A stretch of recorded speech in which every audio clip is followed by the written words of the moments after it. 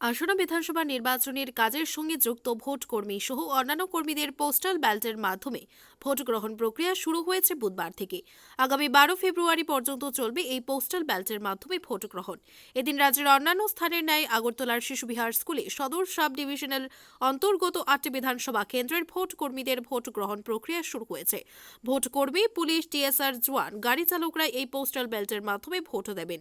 এই কেন্দ্রের 700-র উপর কর্মী ভোট দান করবে বলে জানান ভোটের কাজে নিযুক্ত আধিকারিক। নমস্কার, আজকে আমাদের এখানে পোস্টাল ব্যালটের ভোটিং চলছে।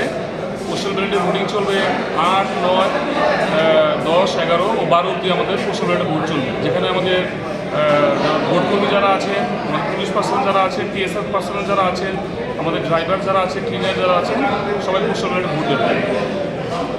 মোট কত হচ্ছে এখানে টোটাল যে আমাদের 8টা যে সদরে যে 8টা অ্যাসেম্বলি কনস্টিটিউয়েন্সি আছে, সবগুলি এখানে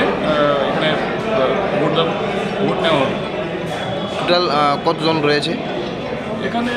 টোটাল তো আমাদের ভোটকর্মীরা আছেন, আর টোটাল নিয়ার অ্যাবাউট এখানে আমাদের এবং আমাদের 700 উপর আমাদের ভোটকর্মীরা এখানে আছে ভোট দেবে।